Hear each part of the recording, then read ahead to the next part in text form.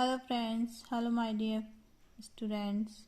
आज मैं लेके आई हूँ आप लोगों के लिए RKSMB द्वारा आयोजित हुआ सेकंड समेटिव असेसमेंट क्लास 6।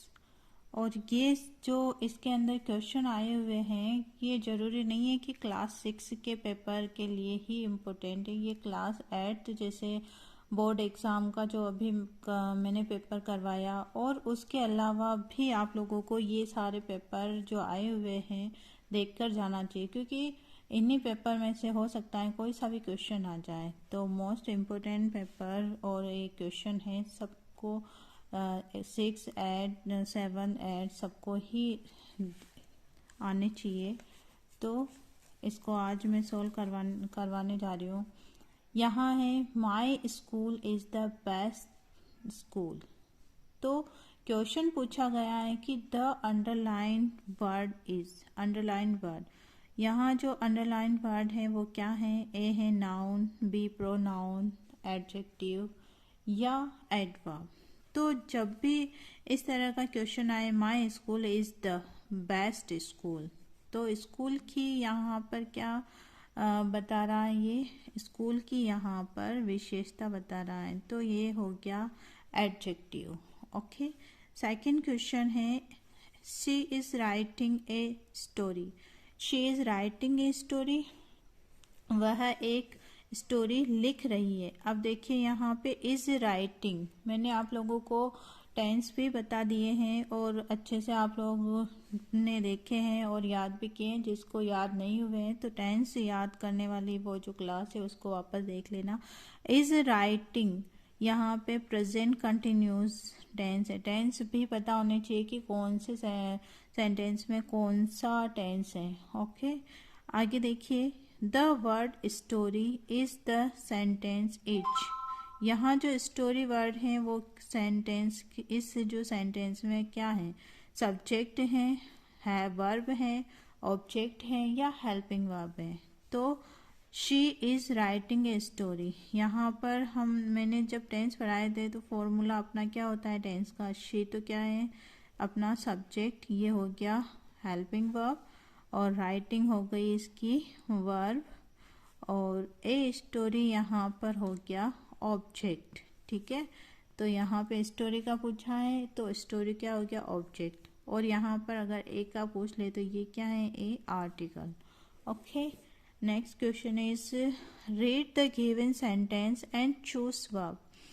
यहाँ the dog, filling the blanks, under a tree. तो ए डॉग, एक जो डॉग है, क्या फर्स्ट में hit right sun is sleeping, तो हिट तो करेगा नहीं। अंडर ए ट्री, हमें अंडर ए ट्री यानी ट्री के नीचे सन तो होगा नहीं, राइट नहीं होगा, यहाँ पे होगा इज स्लीपिंग, क्योंकि a under a tree, the dog is under a, the dog is sleeping under a tree, कुत्ता पेड़ के नीचे सो रहा है। Complete the question choosing helping verb. यहाँ पे हेल्पिंग वर्ब चूज करनी है। जैसे फर्स्ट है हैप्पी विद योर वर्क। ठीक है, हैप्पी विद योर वर्क, यहाँ देखिए ऑप्शन देखिए एम यू। ठीक है, एम जब भी आता है तो किसके साथ आता है? आई के साथ आता है। तो यहाँ आई होता तो एम के साथ होता, इसलिए ये कुछ गलत हो गया। यहाँ देखिए इज यू और इज दोनों साथ नहीं आते, ये भी गलत हो गया। आई आई, ये भी गलत हो गया, आर के साथ आई नहीं आएगा। फिर इसमें देखिए आर यू, तो यू के साथ आर आता ही है, तो option number C is correct answer. Complete the question with suitable option. यहाँ देखिए इसके अंदर है इज यूवर क्लास टीचर। यहाँ पे पूछा गया है वॉट आएगा, वोज आएगा, हु आएगा या वाई आएगा। तो यूवर क्लास टीचर इज, ठीक है, ऐसे पढ़ो, यूवर क्लास टीचर इज। अब यहाँ पर यूवर क्लास टीचर, तो जब भी किसी पर्सन के बारे में पूछा जाता है तो वॉट, वोज या वाई नहीं आएगा, यहाँ क्या आएगा? हु, क्योंकि यहाँ क्लास टीचर के बारे में पूछा जा रहा है। तो क्वेश्चन क्या बनेगा? Who is your class teacher. Okay, अगला क्वेश्चन है चूज द करेक्ट स्पेलिंग। तो यहाँ पे देखिए इनमें से करेक्ट स्पेलिंग चूज करनी है ओबिडेंटली की। जैसा कि आप यहाँ देख रहे हो, यहाँ ओबिडेंटली, यहाँ ओ आई पहले आ गया तो ये ओबिडेंटली नहीं बन रहा है, तो ये तो वे गलत हो गई। और यहाँ पर भी डी आई तो ओबिडेंट ओ डी आई है तो ये भी गलत हो गई। यहाँ ओ टी बी ई ये गलत हो गई, तो टी आता नहीं है पहले। अब यहाँ पे सही स्पेलिंग बची है ओबिडेंटली की। ओके, तो ये स्पेलिंग तो याद होनी चाहिए सभी बच्चों को, क्योंकि ये स्पेलिंग आपके एप्लीकेशंस में आती है। तो 6, 7, 8, 9, 10, 11, 12 सभी को याद होनी चाहिए। ओके, अच्छे से याद कर लीजिएगा। याद करना, अगर इस किसी एप्लीकेशन को इस स्पेलिंग को याद करनी है तो ऐसे याद करना, ओ और ये हो गया बी। ठीक है, ओबिडेंटली याद करना है ना, तो ओ, ये बी, ये डी और फिर एंटली, इस तरह से टुकड़े करके याद करना, अच्छे से याद हो जाएगी। और कोई कंफ्यूजन भी नहीं होगा कि यहाँ ए आएगा कि यहाँ ए आएगा, इस तरह से कंफ्यूज नहीं होना। ओबिडेंटली की स्पेलिंग इस तरह से टुकड़े करके याद कर लेना। ठीक है, अगला क्वेश्चन है choose right word to complete the question. अब यहाँ पे देखिए राइट वर्ड चारों में से क्या आएगा। यहाँ है टेकन, थर्ड फॉर्म है टेकन, यूर फूड। तो थर्ड फॉर्म के साथ डू और डिड तो आएगा नहीं, क्योंकि डू और डिड, डू के साथ फर्स्ट फॉर्म आती है, डिड के साथ सेकेंड फॉर्म आती है। अपने पास यहाँ दे रखी है थर्ड फॉर्म, तो थर्ड फॉर्म सिर्फ हैज और हैव के साथ आती है। तो यू जब दे रखा है तो यू के साथ हैज नहीं आता है, तो ये भी ऑप्शन गलत हो गया। तो यहाँ ऑप्शन क्या आएगा, यू हैव के साथ आएगा, तो answer number C is correct answer.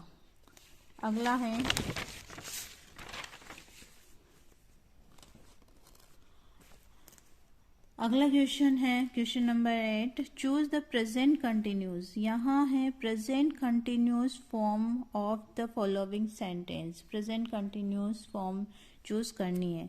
She sings song.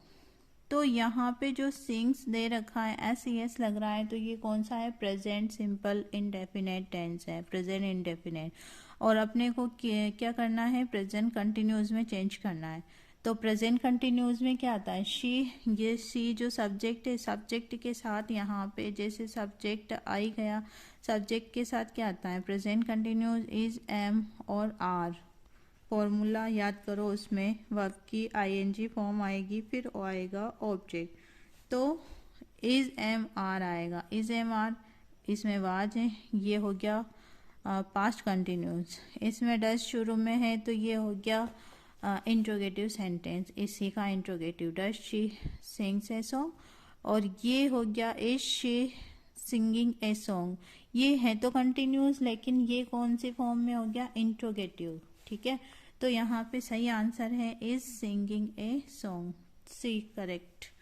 Choose correct pronoun to complete sentence. They have completed their work.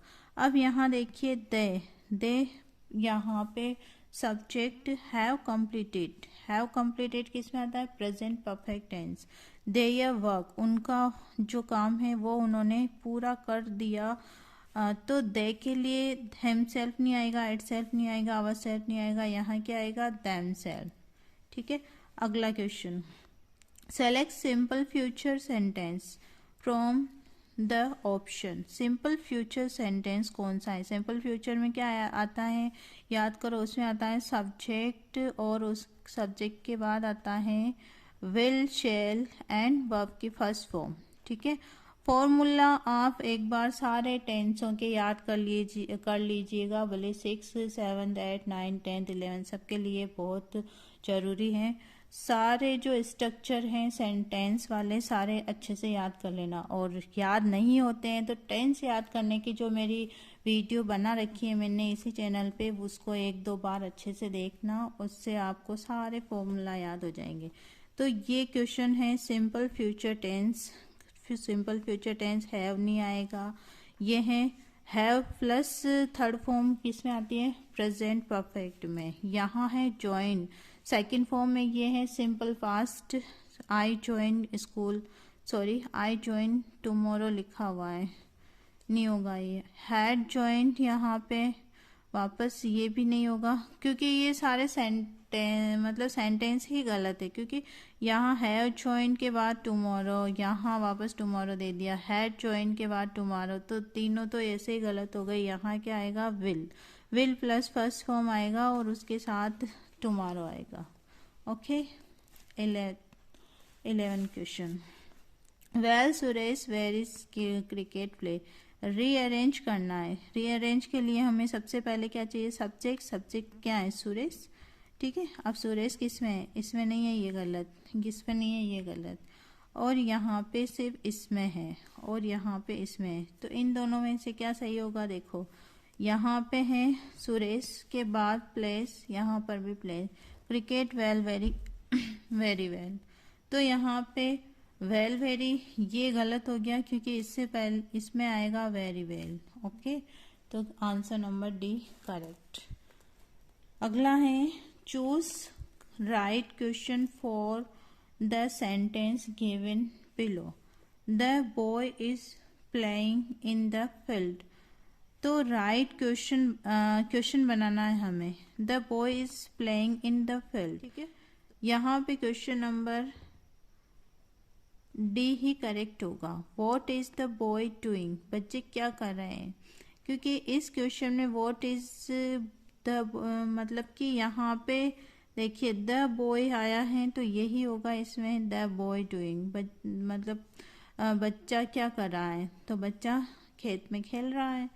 Okay, यहाँ पे वेयर से भी क्वेश्चन गलत बन रहा है, क्योंकि कहाँ पर वो बच्चा कर रहा है तो सही बैठ नहीं रहा है। आर और बॉय ये तो वैसे ही गलत हो गया, ये भी गलत हो गया। व्हाट इज बॉय प्लेइंग, ये भी गलत हो गया, ये बच्चे क्या खेल रहे हैं, तो इस सेंटेंस में ऐसा कुछ नहीं आया है कि बच्चे क्या खेल रहे हैं। अगला क्वेश्चन है select right spelling for the given image, ये तो आप आराम से कर लोगे, एलिफेंट की स्पेलिंग है।